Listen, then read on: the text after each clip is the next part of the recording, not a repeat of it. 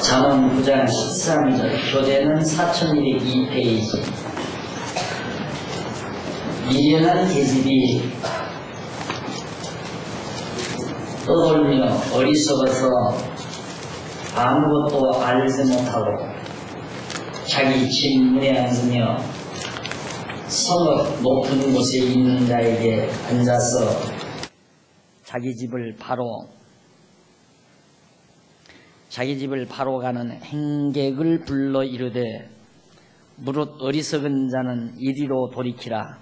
또 지혜 없는 자에게 이르기를 도적질한 물이 달고 몰래 먹는 떡이 맛이 있다 하는도다. 오직 그 어리석은 자는 죽은 자가 그의 곳에 있는 것과 그의 객들이 음부 깊은 곳에 있는 것을 알지 못하느니라. 18절까지 봉독해 드렸습니다.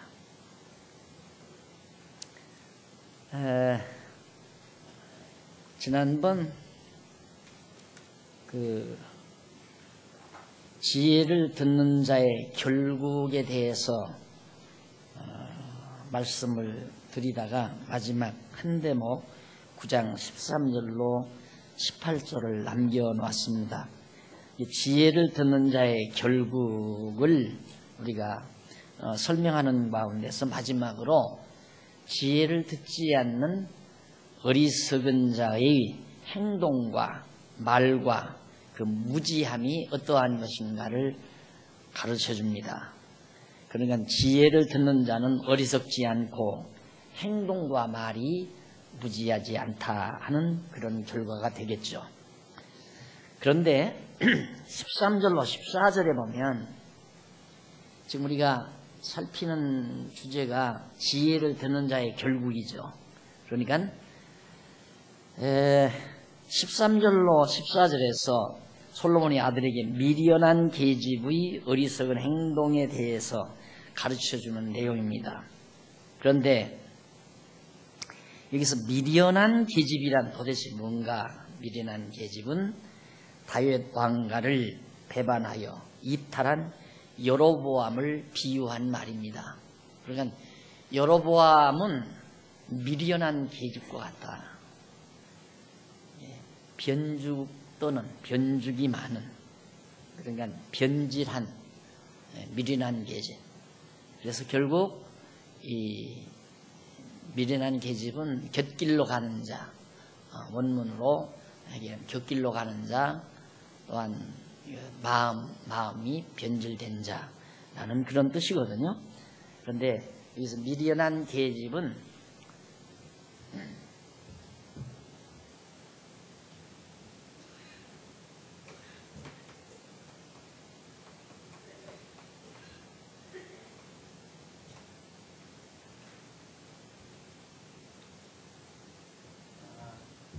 이스라엘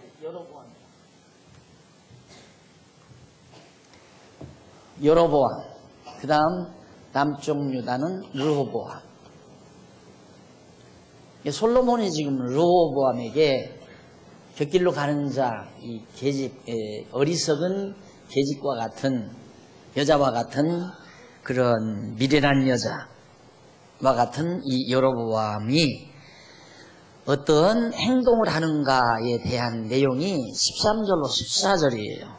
그러니까 미련한 계집이 떠들며 어리석어서 아무것도 알지 못하고 자기 집문에 앉으며 성읍 높은 곳에 있는 자리에 앉아서, 또 자리를 펴고 앉아서 15절로 17절 밑에서 5번째 줄에 보면 어리석은 말을 합니다. 그러니까 행동은 높은 곳에 앉고 자기 집문 앞에 앉아서 지나가는 행객들을 불러들인다는 얘기죠. 어리석은 여인처럼. 그런데 그 15절에 보면 자기 길을 바로 가는 행객을 불러 이르되 무릇 어리석은 자는 이리로 돌이키라. 또 지혜 없는 자에게 이르기를 도적질한 물이 달고 몰래 먹는 떡이 맛이 있다 하도다. 유혹한다 이 말이에요. 계속해서.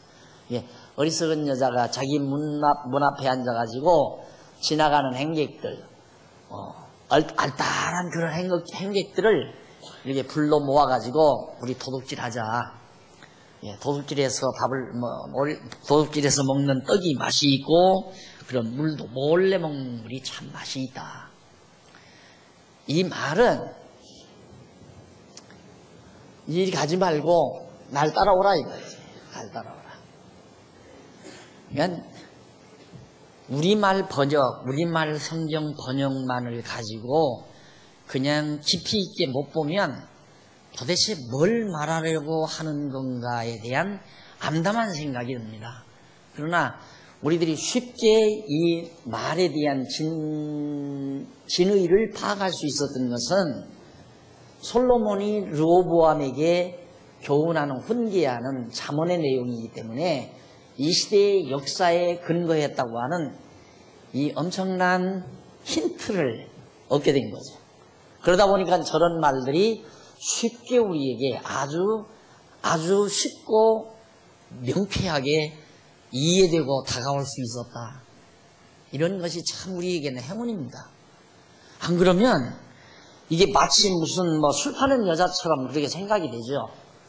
술 파는 여자에 대한 그래서 이제 주막집에 앉아가지고 어리석은 남자들 불러들여서 돈벌이하고 그런 거 아닌가. 그러지 말라. 그런 생활하면 안 된다. 그러니까 기생에게 홀리지 말라. 이런 교훈으로 그냥 전해질 수밖에 없는 거죠. 그게 아니에요. 그게 아니고 지금 여로보암을 바로 이 어리석은 여자로 그렇게 비유를 해서 자꾸 사람들을 불러 모아서 나하고 같이 가자. 몰래 우리들이 가서 도둑질하는 거는 이거 여기껏 전부 남쪽 유다 이스라엘 백성 그 물건 다 도둑질해 가지고 가서 우리 잘 먹고 잘 살자 이러고 유혹을 하는 거란 얘기입니다. 그러면서 이제 거기 17절에 보면 도적질한 물이 달고 몰래 먹는 떡이 맛이 있다 하는도다. 18절 오직 18절 한 절은 이쪽 3페이지 4203페이지 위에서 10번째 줄을 보면 18절 한 절 나와요. 미련한 계집이 어리석어 알지 못하는 것에 대해서 가르쳐주는 말입니다. 자기도 모르면서 무지한 말로 어리석은 자들을 가르치는 것. 오직 그 어리석은 자는 죽은 자가 그의 곳에 있는 것과 죽은 자가 그의 곳에 있는 것과 그의 객들이 음부 깊은 곳에 있는 것을 알지 못하는도다. 그러니까 이쪽으로 따라가는 자들이 전부 멸망당할 것을 알지도 못하고 자꾸만 백성들을 유혹해서 데리고 가려고 한다. 그런 얘기예요. 그러니까 솔로몬이 아들에게 너는 절대 그런 어리석은 계집과 같은 여로보암의 말에 넘어가서는 안 된다. 그것을 지금 훈계하고 가르쳐주는 내용이 바로 지금 13절부터 18절까지 주어진 내용입니다. 자, 여기서 이제 굉장히 내용이 크게 바뀌죠. 우선 4204페이지 한번 보세요. 거기서 밑에서 6번째 줄에 보면 여기서는 지금까지 앞에서 살펴본 내용을 종합적으로 간략하게 총정리할 필요가 있습니다. 그래서 잠언 8장에서 9장은 여호와께서 솔로몬 아들에게 지혜를 들으라 라고 훈계를 했죠. 너 지혜를 들어야 된다. 그래서 우리가 지금 지혜를 듣는 자의 결국에 대해서 지금 공부한 거거든요. 그 다음 넘어가서 4205페이지 첫 번째 줄바꾼 문단, 첫 번째 문단 지나서 줄바꾼 데 보시면 잠언 1장 7절로부터 9장까지 1장 7절로부터 9장까지는 여호와 하나님께서 솔로몬으로 아들에게 지혜를 주관하시는 여호와의 주권성 찬양했죠. 지혜를 주관하시는 여호와의 주권성을 찬양한 겁니다. 그러니까 하나님께서 지혜를 주관한다. 그걸 강조한 것이라는 얘기죠. 우리 주보에도 나와 있죠. 주보에 보면 제2절 지혜를 주관하시는 여호와.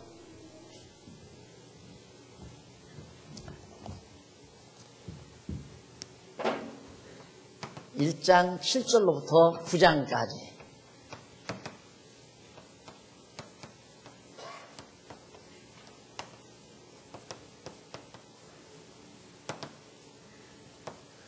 이게 이제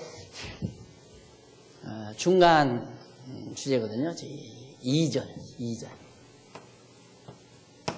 2절인데 1장 7절로 9장까지 7절로 9장까지가 지혜를 주관하시는 하나님. 그러면 1장 1절로 6절까지가 있을 거 아니에요. 1장 1절로 6절. 1장 1절로 죄송합니다. 맞아요. 1장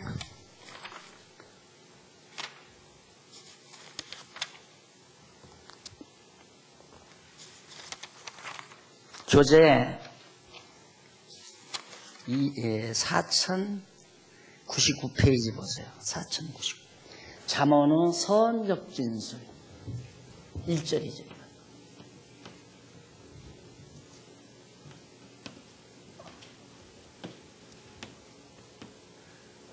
선적 진술. 잠언의 선이에요. 서론. 그럼 이제 공부할 게 3절이거든요. 이제부터 공부해요. 이걸 정리하라는 뜻에서 제가 적어드리는 겁니다. 자, 그러면 우리가 지금 9장까지 끝을 냈잖아요. 그런데 그 밑에 1장 7절로 9장까지는 지금 이 내용 우리가 공부한 거예요. 이 내용. 그 다음 이제 3절로 넘어갑니다. 그래서 4206페이지 펴보세요. 왕가를 세워주시는 여호와. 그것이 10장에서부터 22장 16절 16절까지가 왕가를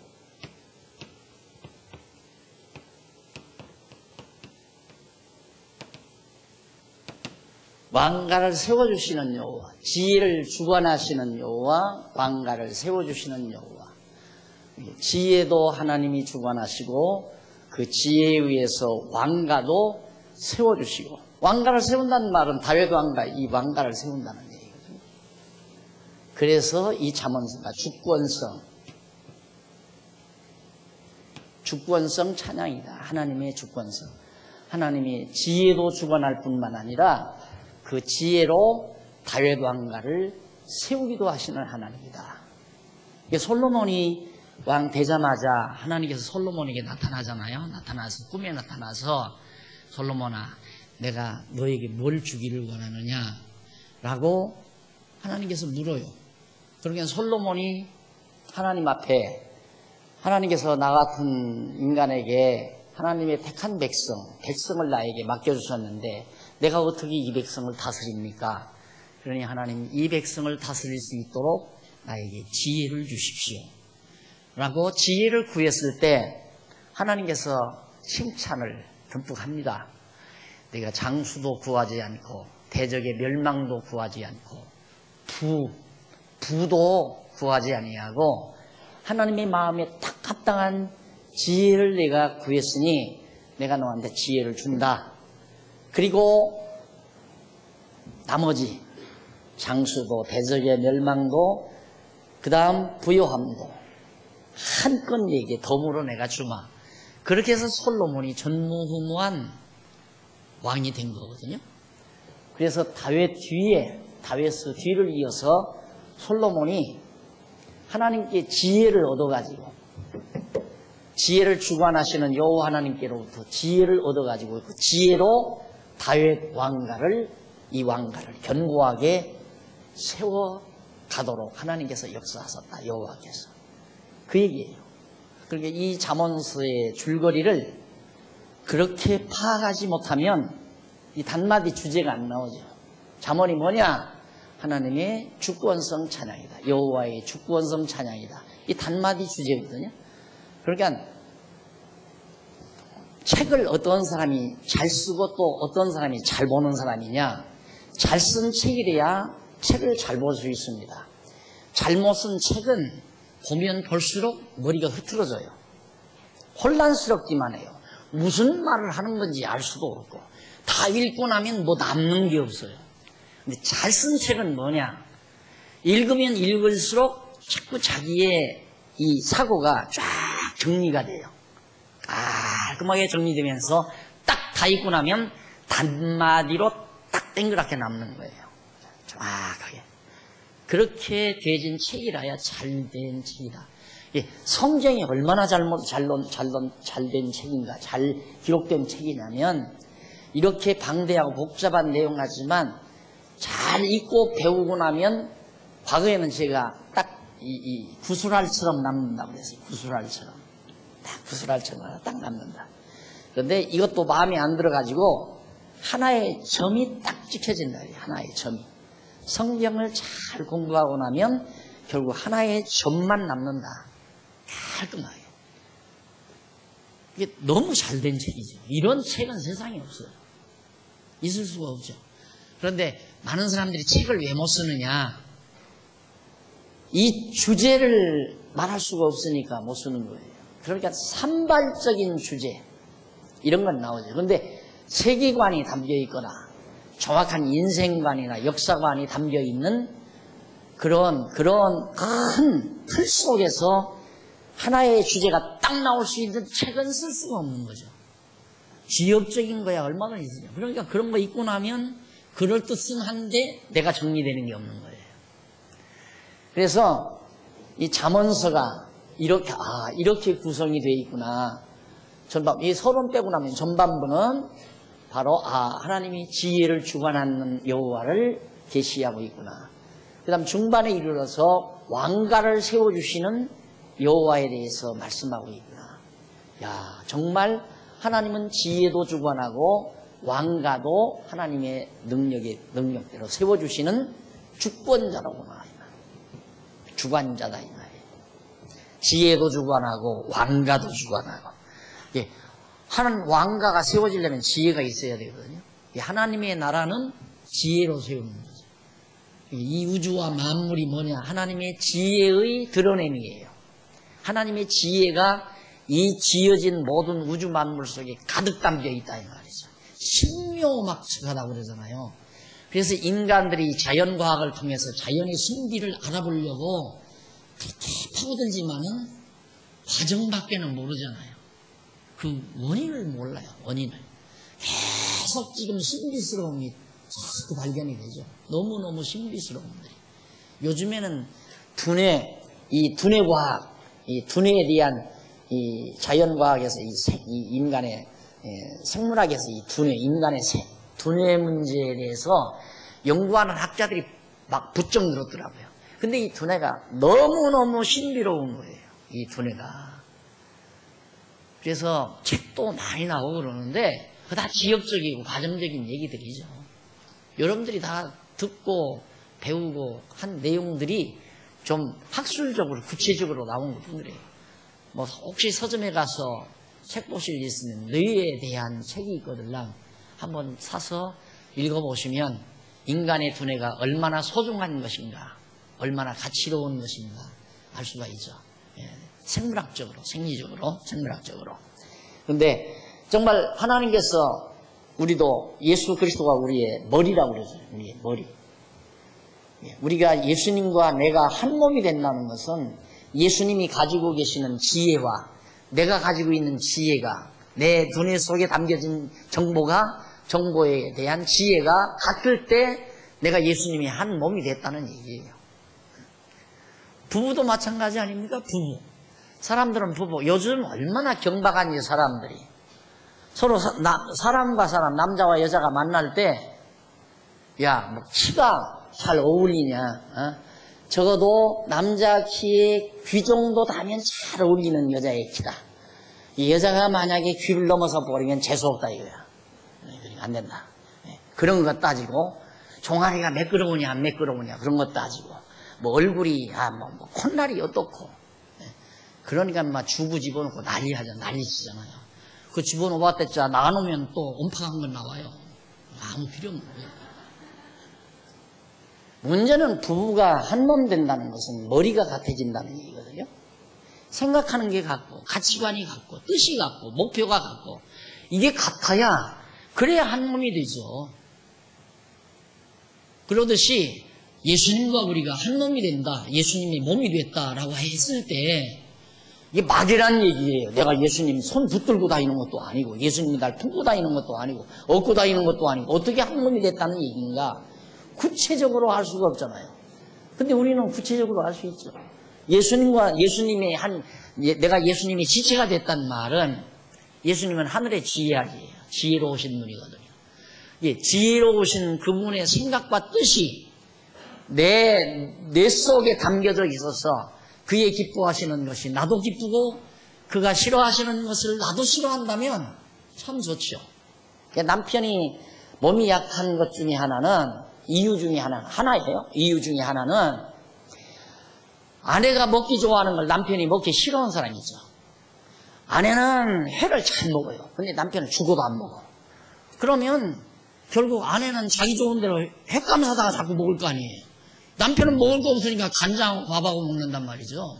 그렇게 영양실조 걸려서 자꾸 병나는 거예요. 입맛도 같아야 되죠. 입맛도. 그래서 입맛도 같아야 서로 한 마음 한 뜻이 된다는 얘기예요. 그래야 이제 한 지체가 되는 거거든요.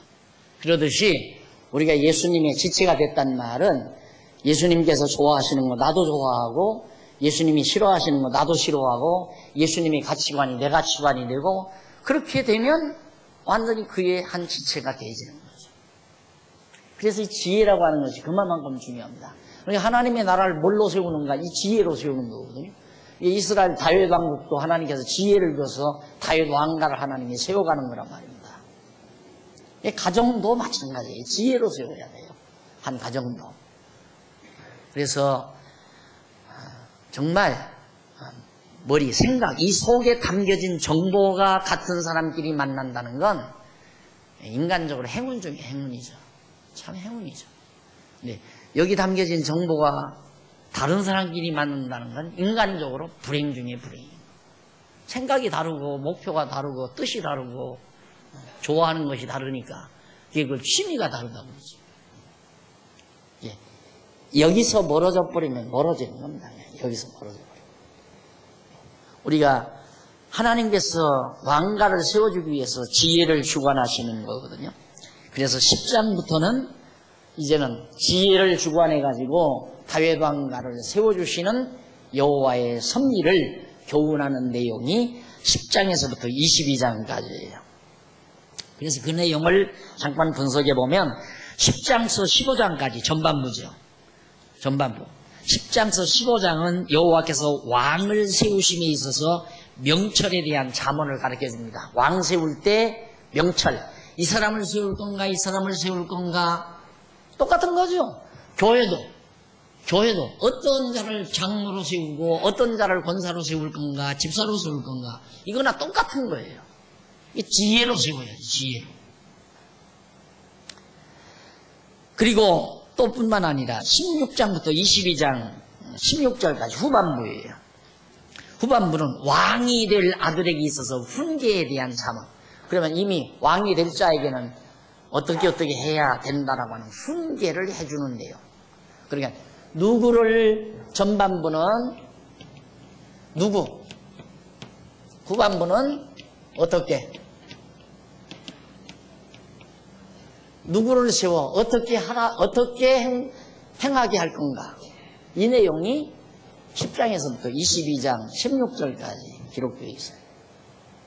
이게 하나님의 나라를 세워가는, 이건 모형적으로 다윗 왕가를 세워가는 교훈이지만 이걸 더 업시키면 하나님의 나라, 이 지상에서는 주님의 나라, 교회를 세워가는 지혜가 담겨져 있는 거죠. 교회를 세워가는. 이걸 누가 주관한다. 그럼 이 말을 하게 되면 우리가 잘해야지. 아니에요. 왕이 누구냐면 우리는 만왕의 왕이신 예수 그리스도가 왕 아니에요? 그 그리스도의 왕가를 지금 하나님이 세워가시는 거예요. 하나님이 세워요. 그러니까 하나님이 왕가를 견고하게 하려면 좋은 왕을 세워가지고 아름답게 나라를 교회를 다스려 가도록 하나님이 섭리하지만 하나님께서 멸망시켜버리려면 엉터리 왕을 세워가지고 엉터리로 다스리게 해서 교회가 다 뒤죽박죽 되어버리거든요. 사람이 하는 게 아니라 하나님이 하세요. 사실 인간이기 때문에 때로는 우리 장안중앙교회가 정말 견고하게 아름답게 잘 세워져 갔으면 좋겠다. 이렇게 생각하면서 가끔은 염려 아닌 염려를 하죠. 그러다가도 버떡버떡해. 내가 하는 게 아닌데. 내가 하는 게 아니잖아요. 주권자이신 하나님께서 다윗 왕가도 하나님이 지혜를 주관해서 왕가를 세워가도록 하나님이 하시는 것처럼 장안중앙교회에 주신 이 지혜의 보고들을 하나님이 담아주신 것은 지혜로운 자로 이 교회를 주님의 몸된 교회, 머리 되신 그리스도가 이 교회를 지혜롭게 다스려서 점점 더 견고하게 해가시는 분이 곧 하나님이시라 이 말이죠. 문제는 뭡니까? 우리 모든 성도들이 머리 되신 주님의 뜻을 열심히 배워가지고 공감하고 뜻이 같고 주님의 생각과 마음이 한 마음 한 뜻이 되어버리면 교회가 견고해져 가는 거고, 제일로 걱정스러운 게 뭐냐면 나는 공부 안 하는 사람이 제일 걱정스러운 거예요. 공부 안 하고는 갚아질 수가 없잖아요. 생각해보세요. 여기 주님의 머리가 이렇게 있어요. 여기는 내 머리가 있잖아요. 여기는 그 사람 머리가 있고, 여기는 내 머리가 있고, 내 머리, 내 머리, 그 사람 머리, 이 다 머리들이 다 있다 이 말이에요. 그러면 주님의 뜻, 로고스죠. 하나님의 뜻, 주님의 뜻, 로고스, 말씀 아니에요? 말씀을 배워야 이 머리로 들어갈 거 아니겠어요? 그래야 이게 같아지죠. 만약에 공부를 안 하면 안 같아질 거 아니에요. 안 같아지면 이 사람이 여로보암 역할을 한다고 말이에요. 확실한 거 아니에요? 여로보암, 여로보암. 이 인간이 이제 교회 분리하는 작업하고 제유리한 쪽으로 제 영광을 위해서 행동하면 교회는 박살나는 거예요. 다윗 왕가도 마찬가지. 그래서 공부 안 하는 사람이 제일 겁이 나기 때문에 제일 무서워요, 나는. 솔직히. 주먹 세고 몸집 커도 나는 두렵지는 않은데 공부 안 하는 사람이 제일 무서워요. 왜? 그 사람이 이 다음 여로보암처럼 방기 될 사람이니까. 노예도 마찬가지더라고요. 노예도. 공부 안 하고 쓸데없는 생각하면 반드시 쓸데없는 짓을 해요. 공부 계속하고 하나님의 말씀으로 계속해서 다져지면 한마음 한뜻 되지요. 그러니까 물론 초신자들 아직 말씀의 맛을 못 들려가지고 그냥 초신자들 오전 예배만 드리고 지루하다 빨리 가자 이런 분들이야 때를 기다려야지. 우리가 저분도 언젠가는 귀가 열려서 공부하겠지 이러지만 집사가 되고 권사가 되고 교회 앞선 직분자들이 돼가지고 공부를 안 하면 제일 무섭죠. 그 사람 왜? 주님의 뜻을 배우지 아니하면 자기 뜻만 자꾸 생각하니까 자기 뜻만 자꾸 이제 막 구상을 하고 자기 뜻 실현하려고 했으니까 그러다 엉뚱한 발언하게 되고 엉뚱하게 자꾸만 행동하게 되고 이래서 교회가 시끄러워지고. 그래서 내가 오죽하면 공부 안 할 때면 뭐로 여기까지 옵니까? 공부 안 할 때면 여기 올 필요가 없잖아요. 교통비도 많이 들고 시간도 많이 가야 되고 또 교회도 힘들어요. 솔직히 사람들 자꾸 많이 오니까 내가 늘 말해요. 이거 뭐 주차장 마련해야지. 애기들 많아지니까 자꾸 또 뭐 공간을 늘려야지.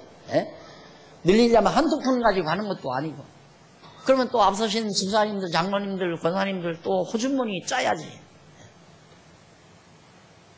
말씀 공부해서 이 말씀 어떻게든지 확산하도록 전파하도록 모든 일들을 힘을 집중을 해야 하는데 아직도 빚 갚는데 힘을 집중해야 되고 건축하는 데 집중을 해야 되고 그러다 보니까 제 나이도 많이 늙어버렸고 우리 장모님들도 점점 나이는 늘고 권사님들도 나이는 점점 들어가고 실제로 해야 될 복음을 증거하고 확산시키는 일에는 지금 거의 지금까지 못하다시피 했잖아요.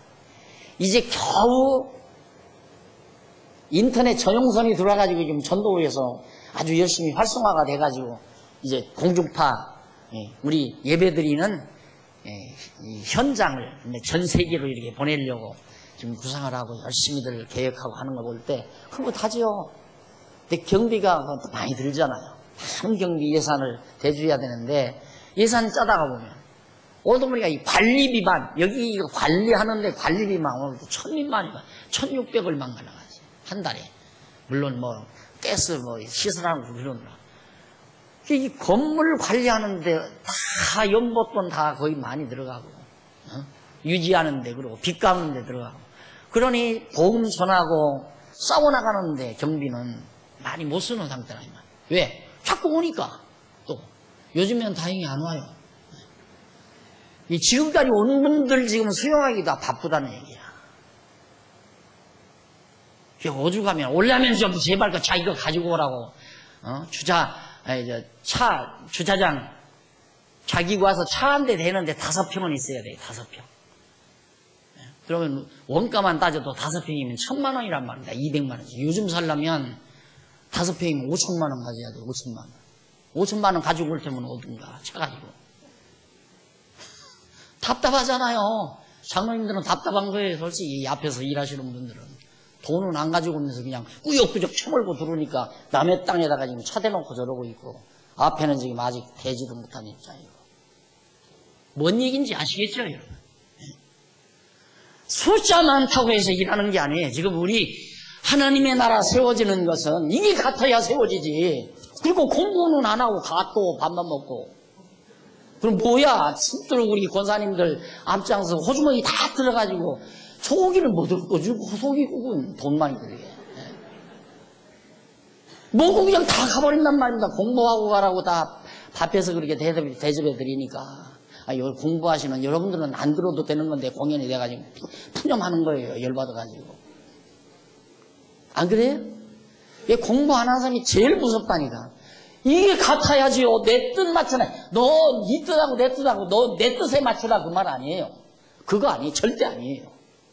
박 목사가 무슨 뭐 내 철학, 내 사상 그거 주입시켜가지고 내 사람 만들려고 그러는 게 절대 아니다 이게. 주님의 뜻 성경에 있으니까 당신도 배우고 나도 배우고 너도 배우고 그 사람도 배우게 해서 우리 세 사람이 다 주님의 뜻으로 뜻 안에서 하나 되자. 이래야 교회죠. 근데 공부 안 하고 어떻게 교회가 돼요? 절대 안 돼요, 교회. 그러니까 내가 참 금전한에 예고도 없었던 선교 여행을 몇 군데 다녀서 나와진 결론이, 야, 하나님께서 적시타에, 아니, 근데 왜 이러시나 싶었어요. 근데 딱 돌아와서 지금 여러 가지로 생각이 많은데, 참 하나님께서 적시에 나로 하여금 가서 잘 보고 느끼고 관찰하게 하셨구나 하는 생각을 참 많이 내가 느꼈어요. 야, 정말 하나님이 하신다는 걸 내가 굉장히 느끼고 있는데 기회가 닿으면 그런 얘기를 하나하나 하려고 합니다. 그렇게 하려고 하는데 이게 원리예요. 제가 세우려고 하는, 내가 세우는 게 아니라 하나님이 세우시죠. 왕가를 하나님이 세워가지 내가 세우는 건 아니죠. 어떤 방법으로? 이런 방법. 그러니까 결국은 여기에서 교육이라는 게 교육뿐이라는 가르치는 것뿐이에요. 교육을 안 시키면 사람을 매혹시켜야 돼요. 여기 살살 유혹. 이 사람들 하듯이. 야, 맛있다. 야, 도둑질해서 먹는 물이 달고 어떻게? 어떤 먹이 더 맛있다. 이러면서 살살 유혹해가지고 인간들을 기쁘게 하고 즐겁게 해서 끌어모아가지고 패거리 이뤄서 너네 교회보다 우리 교회가 숫자가 많다. 너네 교회 돈보다도 우리 교회 돈이 더 많다. 돈 많으면 뭐예요? 재산 덩어리 많으면 뭐하고 숫자 엄브렁 많으면 뭐예요? 몇십만 명, 몇만 명 모이면 무슨 필요가 있어요? 한 해에 몇십만 명씩 다 빠져나가는데 두고 보세요. 빠져나가나 안 빠져나가나. 빠져나가게 돼 있어요. 문제는 이게 안 이루어지면 안 돼요. 철저하게. 그러니까 슬렁슬렁 공부하다. 하나마나. 그건 하나마나요. 슬렁슬렁.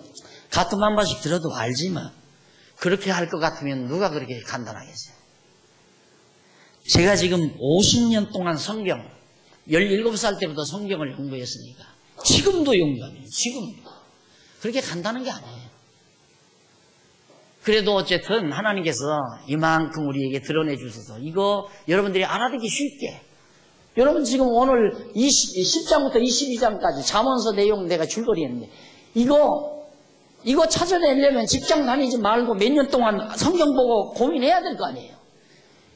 이걸 알려면 창세기부터 에스라, 느헤미야까지, 에스더까지 역사서 다 꿰야 돼요. 역사서 다 머리에 다 기본으로 있은 다음에 그거 있다 하더라도 잠언서를 읽고 지금 여러분들이 듣고 있는 이 내용을 찾아낸다는 게 그리 쉬운 게 아니다 이 말이에요. 이런 엄청난 내용들이 지금 터져나가는데 이렇게 터져나가는데 우리 교인들은 다 그런 건 아니지만 아이 좋다. 반복사 몇 년 경험해 보니까 거짓말은 안 한 것 같더라.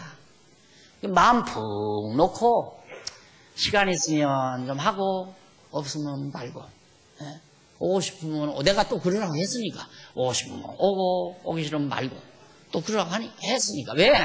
우리 공부는 막 억지로 강요한다고 되는 공부가 아니니까 왜 그러냐면 이거 공부 몇 달 하면 사법고시 합격되면 판검사가 된다거나 이런 세상에 무슨 보수가 있어야 열심히 공부하지. 이미 뭐 이제 서울대학 갈 꿈도 다 없어져 버리고 이미 뭐 40세 50세 다 지나버렸는데 무슨 뭐 이거 배워봤자 제가 목사할 것도 아니고. 그러니까 어떤 사람 또 열심히 공부하는 사람은 기껏해야 어디 가서 목사하려고 또 공부하는 사람이 있어. 물론 참이 있으면 해야죠. 그러니까 공부하라면 뭐 전사할 것도 아니고 목사할 것도 아닌데 뭐 적당히 해. 우리 교인도 그런 얘기를 한다니까. 우리 교인도 적당히 해서 안 돼요. 철저하게 해야 돼요. 그래서 집사를 하려면 적어도 성도대학은 졸업을 해야 한다. 적어도 장로나 중신직을 하려면 신학원 졸업은 못하더라도 수련은 해야 된다. 그래서 그걸 강조하는 거예요. 그걸 해야 뜻이 같아지죠. 이게 하나가 될 거 아니에요. 그래야 연못돈이 예를 들어 한 달에 5천만 원 들어왔다. 이거 어디다 쓸까? 똑같이 여기다 줬어야 됩니다. 이렇게 나오죠.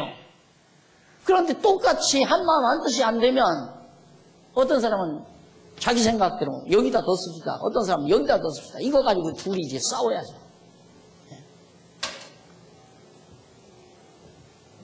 지혜로 교회를 세워야 돼요. 지혜로. 그러니까 지혜로 세워야 된다는 말은 성도들 모두가 지혜자가 돼야 된다. 예를 들어 세례교인까지 다 되면 더욱 좋지만 내가 최소한으로 생각하는 것이 항존직원 많은 지혜자가 돼야 된다. 항존직원 많은. 우리 교회가 지금 항존직이 100명이 안 돼요. 그래서 내 임기 내에 항존직 100명 정도는 좀 됐으면 싶어요. 100명.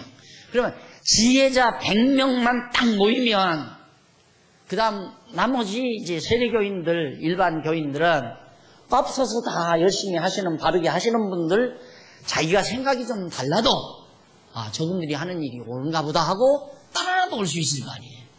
그런데 앞에서 이제 문제가 터지면 끝나는 거예요. 왕가가 제대로 세워지는 게 아니다 이거죠. 하나님이 그런 방법을 하신다니까. 그러니까 내가 제일 두려운 것이 공부 안 하는 사람이 두렵다 이거죠. 공부를 안 하는 사람이 점점 많아지면 하나님께서 왕가를 안 세울라나? 왕가를 흩어버릴라나? 여로보암이 생겨나 버리면 12지파가 튼튼하게 통일왕국 시대에 다윗왕 솔로몬 왕 시대에 12지파가 똘똘 뭉쳐서 한 나라 세웠잖아요. 대적들이 하나도 없었어요. 이 통일국가 시대에 이방 대적이 하나도 없었어요. 그런데 솔로몬 말기에 들어가가지고 솔로몬이 잠시 나이가 많아가지고 정신상태가 흐려지더니만 여기서 이상한 종자, 신복부와 하나가 방기 들고 나가지고 나라 따로 세우잖아요. 그렇게 해서 나라가 박살나는 거예요.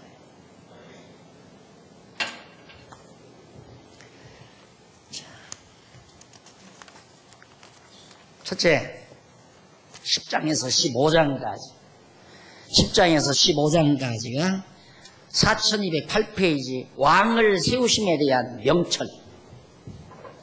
누구를 세우냐? 왕 세움에 대한 명철. 명철은 분별력이거든요. 이게 좋으냐, 이게 좋으냐. 이것이 좋고 이것이 나쁘다. 이것이 가치 있고 이것이 무가치하다. 이거 분별할 수 있는 게 명철이죠. 그러니까 이 사람이 옳으냐, 저 사람이 옳으냐. 명철한 사람들을 놓고 장로를 선택해야 올바른 장로가 선택될 거 아닙니까?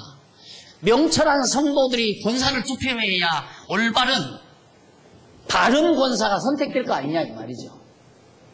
그러니까 이걸 사람이 만드는 게 아니잖아요. 하나님께서 우리 장안중앙교회 모든 성도들을 명철한 성도들로 그렇게 만들어 주셨다고 하는 것은 좋은 장로님 모시고 좋은 안수 집사님, 좋은 권사님들 모시고 교회를 튼튼히 세워가려고 하는 거고, 명철하지 못하면 이 여로보암처럼 지 패널이 데리고 가서 야, 너 이번에 반역하는 행위에 너 공로자다.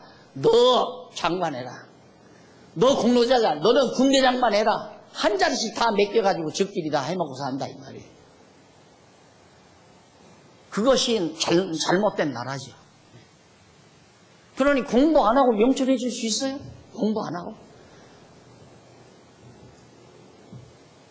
그러니까 제 생각은 사실은 아직 무리하니까 그러지만 다른 데서 세례교회 세례받았다.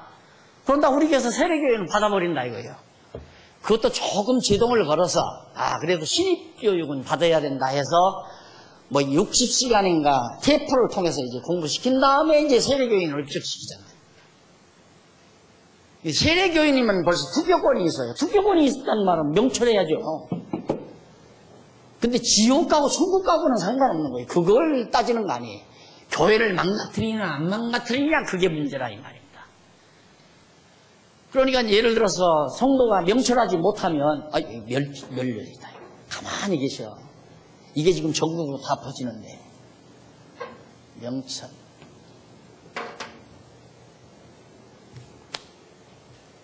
성도가 명철하지 못하면 정말 지혜로운 장로님, 장로님도 마찬가지지만 목사 후임자, 예를 들어서 목사를 세운다 할 때 얼마나 중요한 일입니까?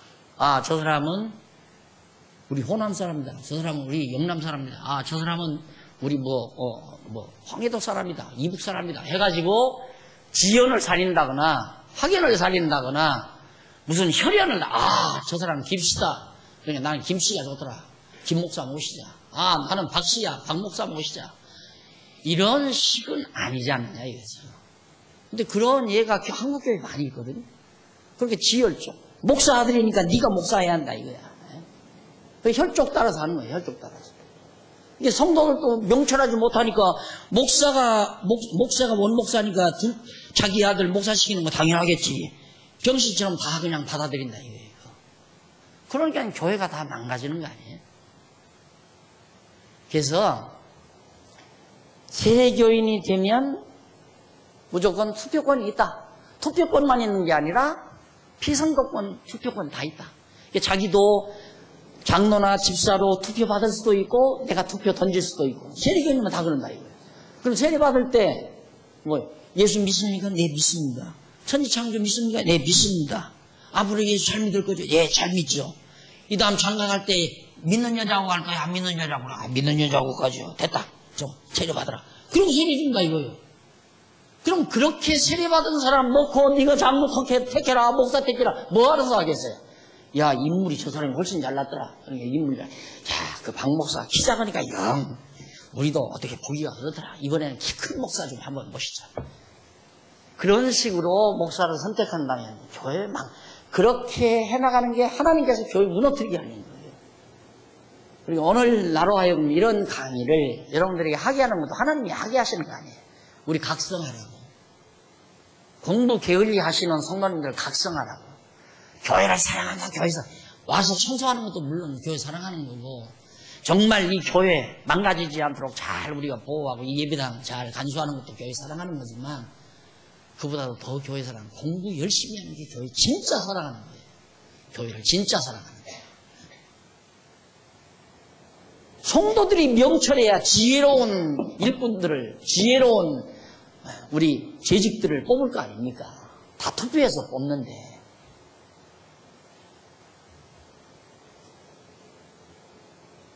지혜롭지도 못하면서 또 화같다고 또 난리를 치고, 만날 뭐 성도들하고 친돌이나 일으키고, 응? 자기 이권이나 차리고, 자기 욕심대로만 하려고 하고, 이러면서 또 뭐 앞장서서 일하려고만 하니까 그것도 또 답답하고, 그러니 또 저 사람 하려고 하니까 시켰어요? 답답하더라니까. 무슨 속회 임력원 선정하는데 했대요. 그래서 어떻게 했냐니까, 하려고 하는 사람 시켰어요. 다 안 한대요. 특히 일여전도에. 일여전도에는 만나 하는 사람만 해. 그렇게 왜 그런다냐 그러니까, 다 안 한다고 한대요. 그래, 하는 사람이나 그냥 하라고 그렇게 시킨대요.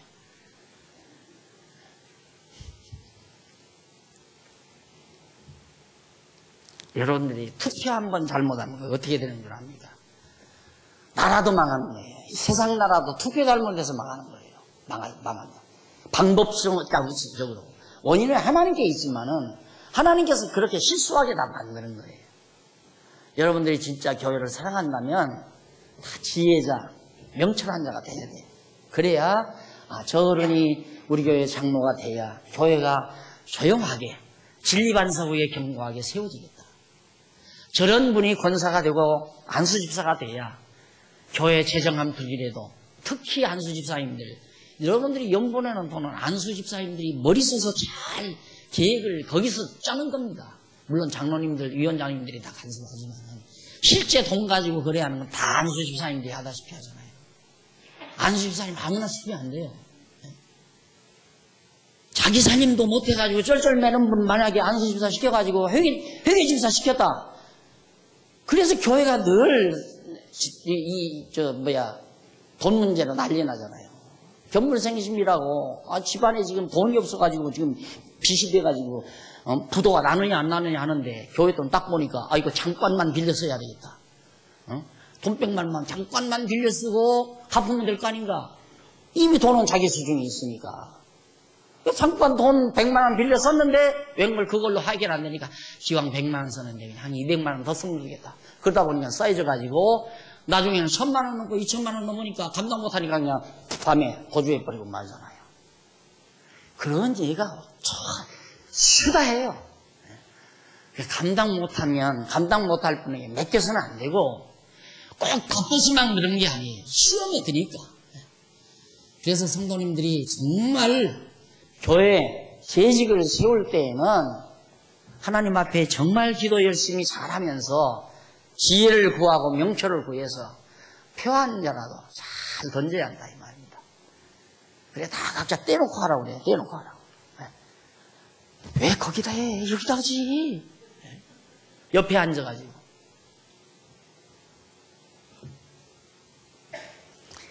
10장에서 11장 보세요. 그죠? 이 4209페이지. 거기 보면 지혜를 얻은 아들을 세운다. 그 말이에요. 지혜를 얻은 아들. 누구를 세울 것인가? 왕을 세우는데, 지혜로운, 지혜 얻은 아들. 지혜 얻은 아들. 이거 보세요. 하나님이 다윗의 아들 솔로몬을 왕으로 세우고, 솔로몬이 자기 아들 르호보암에게 하나님이 왕가를 세우는데 누구를 왕으로 세우느냐?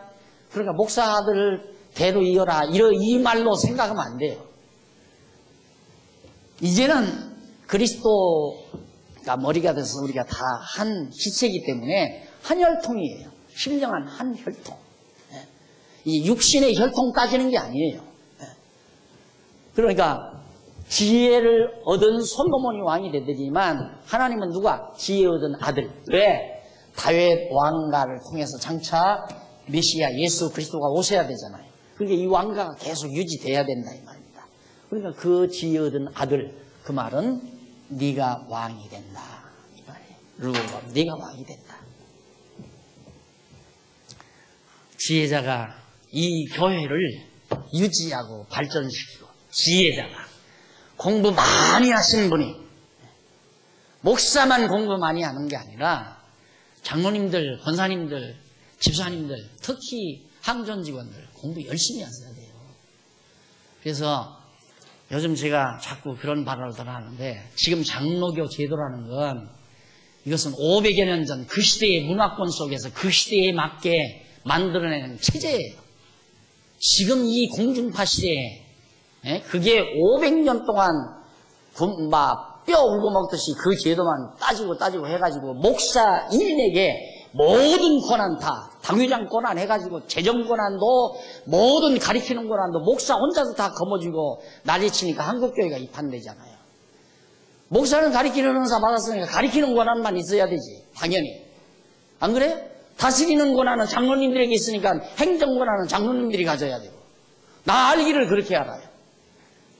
꼭 그렇게 해야 되는데 이놈의 장로교 헌법이 그렇게 안 돼 있으니까, 그러니까 목사 하나 오면 다 거머쥐고 양칼 다 휘두르는 거예요. 책도 휘두르고 칼도 휘두르고 방마기도 휘두르고, 여기에 뭐 이거 뚱뚱뚱 방맹인지 무슨 뭐 몽치 대가리인지 그걸 쥐고 막 잡아 흔들고, 그거 빵빵빵 치면 결정되고 안 치면 결정이 안 되고, 그리고 성경책 완전히 자기가 표준이야. 그러니까 장로님들은 모르면 목사가 가르치는 대로 저기 오는가 보다 이래도 이제 교회 끝나는 거예요.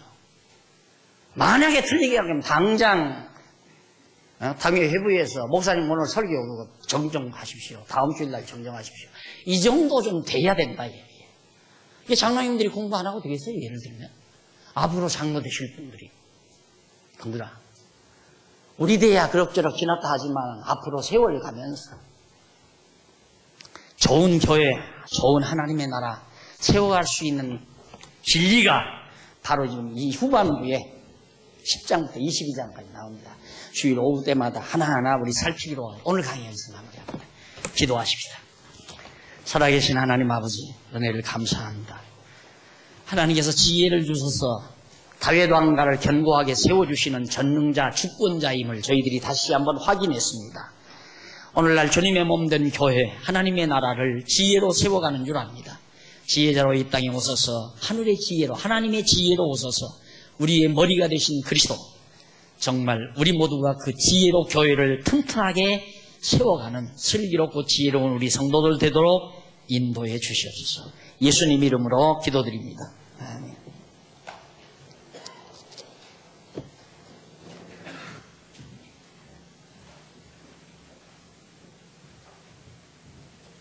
찬송가 414장 드리겠습니다.